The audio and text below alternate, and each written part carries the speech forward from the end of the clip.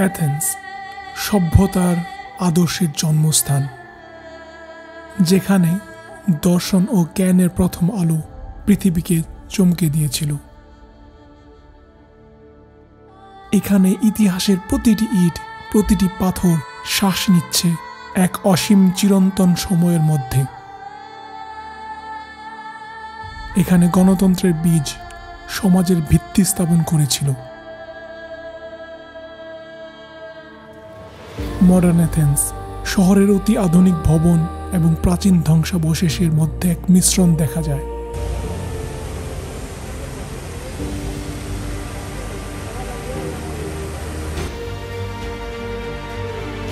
এখানে ইতিহাস শেষ হয় না, এটি কেবল শুরু হয় চিরকাল।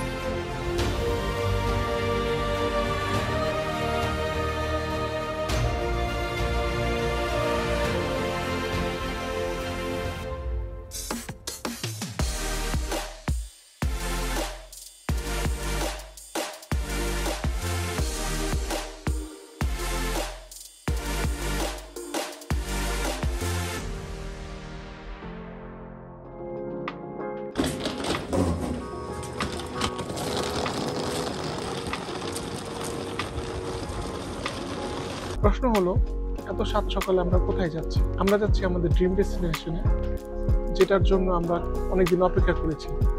সেই সময়টা চলে এসেছে, আমরা রওনা হলাম আমাদের ড্রিম ডেস্টিনেশনের উদ্দেশ্যে। এখন আমরা বসে আছি হ্যামবুর্গ এয়ারপোর্টে।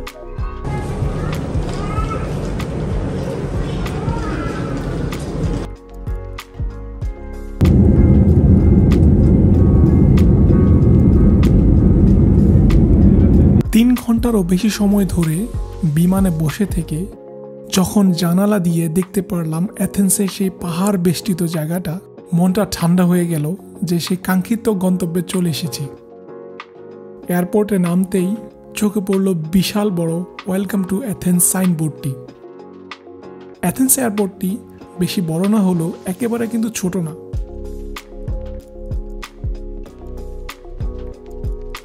হাঁটতে হাঁটতে আমরা চলে গেলাম ট্রেন স্টেশনের দিকে। উদ্দেশ্য ট্রেন টিকিট করে যত দ্রুত সম্ভব অ্যাথেন্স সেন্ট্রালে পৌঁছানো, কারণ সন্ধ্যা হয়ে গেছে।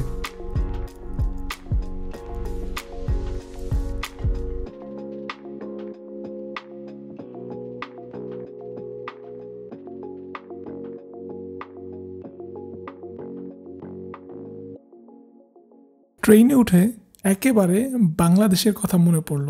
বাংলাদেশের ট্রেনে যেরকম আমরা একটা পরিবেশ পাই, ঠিক তেমন একটা পরিবেশ।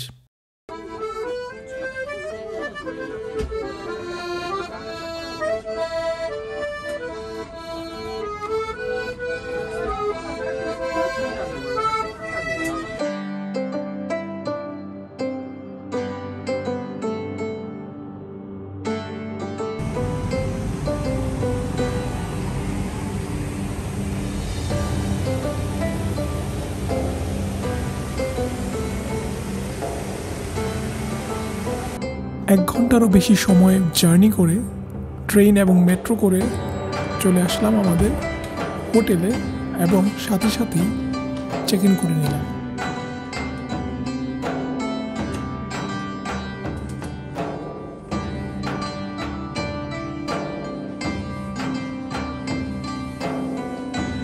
আমরা হোটেল চেক ইন করে ফেললাম। অনেক কষ্ট করে এখানে আসছি, যেখানে জার্মানিতে নভেম্বর মাসে আমাদের এরকম মোটা ভারী ভারী জ্যাকেট পড়তে, এখানে 24°C। ভাবা যায়, গরমে ঘেমে অস্থির। আর অবশ্যই দেখলেন যে মেট্রোর ভিতরকার অবস্থা কি, একদম পুরো ঢাকা শহরে চলে আসছি। এখানে আসার পর আবহাওয়া অনেক সুন্দর।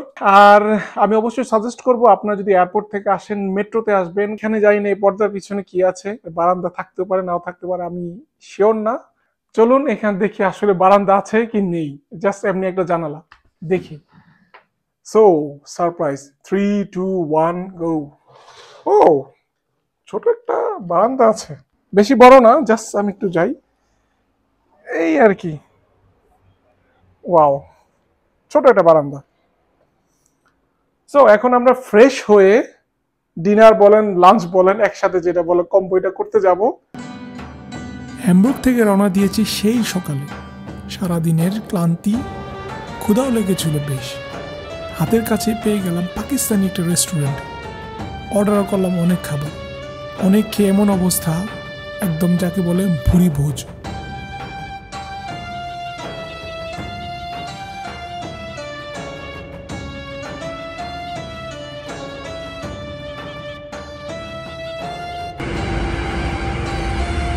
খাবারের পরে ডেজার্ট কুলফি। একটা দিনের পরিসমাপ্তি হলো, অনেক টায়ার্ড। অনেক সকালে আমরা হ্যামবুর্গ থেকে রওনা দিয়েছি। অ্যাথেন্সে এখন অলমোস্ট মধ্যরাত। কালকে একটা বড় দিন অপেক্ষা করছে আমাদের জন্য। আমরা সারাদিন হাঁটাহাঁটি করব। সো কালকে একটা এনার্জেটিক দিন শুরু করার জন্য ভালো ঘুম দরকার। আমি আজকের মতো ঘুমাতে যাচ্ছি। Good night.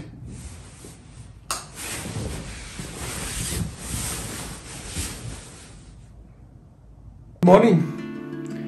আমরা একটা নতুন দিন শুরু করলাম। আজকে আমরা যাব গ্রিসের রাজধানী অ্যাথেন্সের খুব একটা প্রত্নতাত্ত্বিক জায়গায়। ঘুরি একসাথে, দেখি আজকে আমাদের জন্য কি কি অপেক্ষা করছে।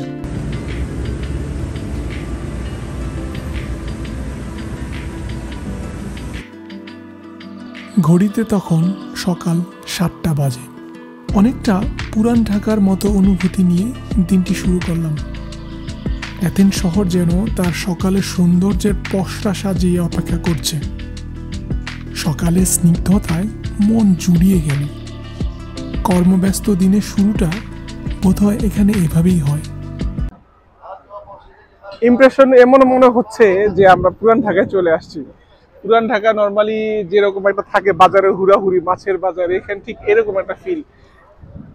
আবহাওয়া প্লাস মানুষের সমাগম সব মিলে মনে হচ্ছে একদম ঢাকায় চলে আসছি, লিটারালি পুরান ঢাকায়।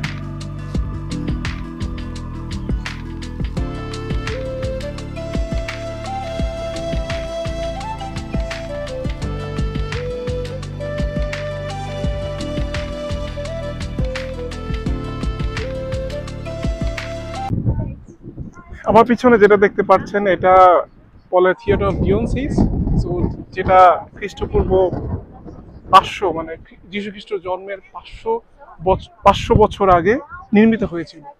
এটা কিন্তু এক ধরনের গ্রিক থিয়েটার ছিল। এখানে অনেক সময় যে থিয়েটার বা নাট্যমঞ্চগুলি এখানে এটা করা হতো। আগের দিন এন্টারটেনমেন্ট তো ছিল এগুলো। সো আমরা নেক্সটে যাই। গ্রিসের রাজধানী অ্যাথেন্সে একটি পাথুরে পাহাড় দাঁড়িয়ে আছে যার নাম অ্যাক্রোপলিস। অ্যাক্রোপলিস শব্দের অর্থ উচ্চ শহর, আর এই শহরটি প্রাচীন গ্রিকদের জন্য ছিল ধর্মীয়, রাজনৈতিক ও সাংস্কৃতিক কেন্দ্র।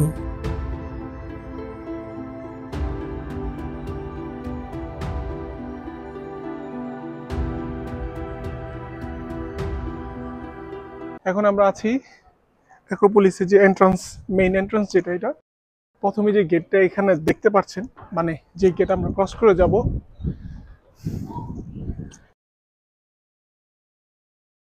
এই যে গেটটা, এই গেটটা হলো ব্লু গেট।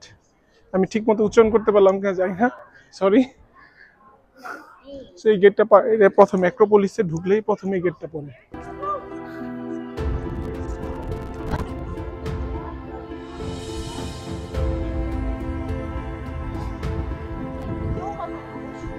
এটাই হলো গ্রিক অ্যাক্রোপলিস, প্রাচীন গ্রিকের প্রাচীন ইতিহাস।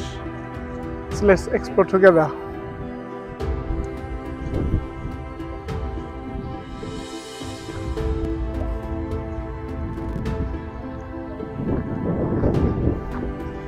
এটা কিন্তু সেই গেট, কিছুক্ষণ আগে আমরা যেটা পার করে এদিকে আসলাম। আর আমার পিছনে পুরো অ্যাথেন্স শহরটা, আমরা একদম পাহাড়ের উপরে আছি। খ্রিস্টপূর্ব প্রায় 5ম শতাব্দীতে অ্যাথেন্সের স্বর্ণযুগে অ্যাক্রোপলিস গড়ে তোলা হয়।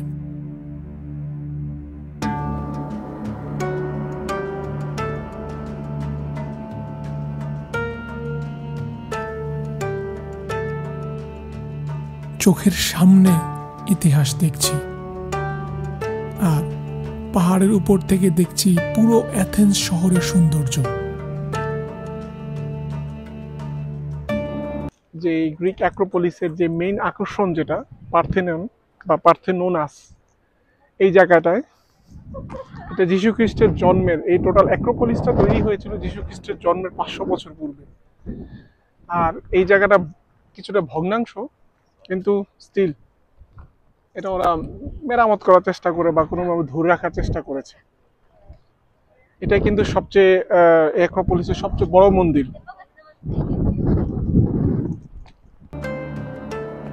অ্যাক্রোপলিস বহু যুদ্ধ, আক্রমণ ও পরিবর্তনের সাক্ষী। রোমান, বাইজেন্টাইন ও অটোমান শাসনের প্রভাব এর স্থাপত্য ও ঐতিহ্যে লেগে আছে। তবে এটি আজও গ্রিক জাতির জন্য স্বাধীনতা ও সংস্কৃতির প্রতীক।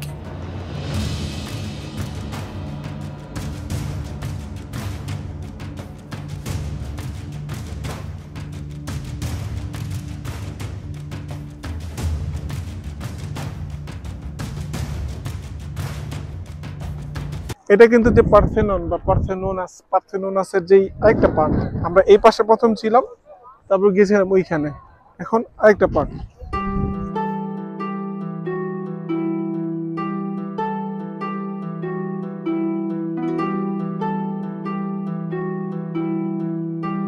এই পাশে যেটা দেখতে পাচ্ছেন এটাকে বলে দি এরেকথিয়ন। দি এরেকথিয়নের ইতিহাসটা হলো, এটা গ্রিক দেবী যে এথেনাকে উৎসর্গ করে এই মন্দিরটা বানানো, দি এরেকথিয়ন।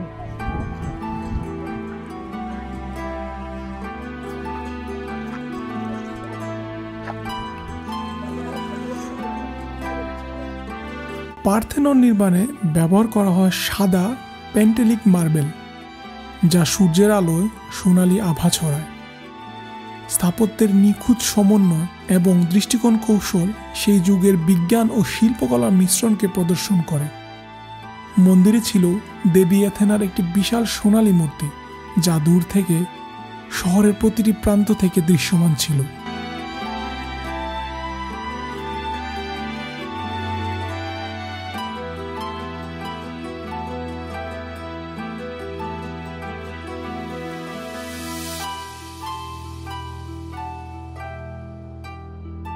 এরিকথিয়ানের এটা অন্য একটা প্রান্ত, আমরা কিছুক্ষণ আগে ওই প্রান্তে ছিলাম। মার্বেল পাথরে তৈরি এত সুন্দর একটা ইমারত, ভালোই লাগে যখন বসে থাকে দেখতে। গ্রিক সভ্যতা যেটা আমরা বইয়ে পড়ে এসেছি সেটার নিদর্শন। এই যে বেঞ্চগুলি দেখতে পাচ্ছেন, এগুলিও কিন্তু শ্বেত পাথর বা মার্বেল পাথরের তৈরি। আমাদের খুব ইচ্ছে ছিল এখান থেকে কিছুক্ষণ বসি, ছায়া ছিল তো, রোদে হাঁটতে হাঁটতে অনেকটা ক্লান্ত হয়ে গেছিলাম, কিন্তু we are not allowed to go there.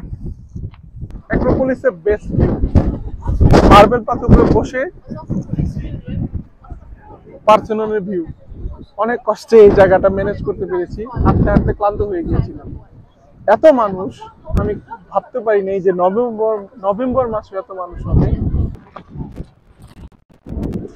এটা যে অ্যাক্রোপলিস, এটা শেষ প্রান্ত, গ্রিসের ফ্ল্যাগটা দেখতে পাচ্ছেন, এটা হলো শেষ প্রান্ত।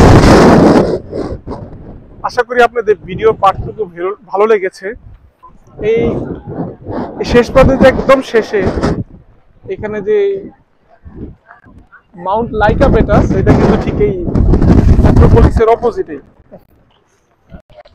অ্যাজ আই সেইড, এটা একদম শেষ প্রান্ত, পিছনে পুরো শহরটা, আর ওই যে পিছনে এটা হলো লাইকাবেটাস, মাউন্ট লাইকাবেটাস।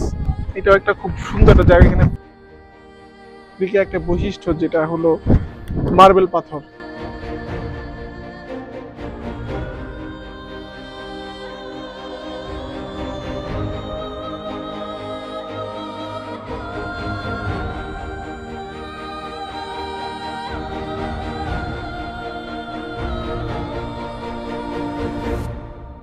সশরীরে গ্রিক এম্পায়ারের ধ্বংসাবশেষ দেখতে পারার যে অনুভূতিটা, সেটা ভাষায় প্রকাশ করার মতো না।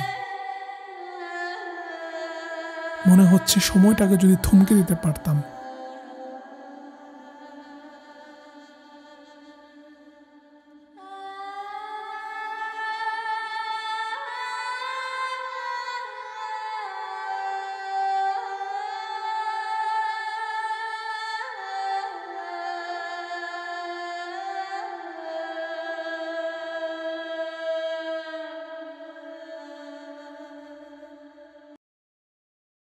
এই যে দেখতে পাচ্ছেন এই টেম্পলটা, এটা টেম্পল অফ অ্যাথেনা নাইট, যেটা হলো গ্রিক দেবী অ্যাথেনার নামে বানানো হয়েছিল।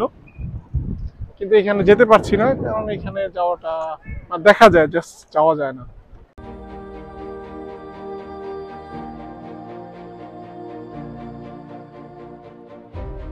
অ্যাক্রোপোলিসের জার্নি কন্টিনিউ করতে ভিডিওর এই পার্টটা এখানে শেষ করছি।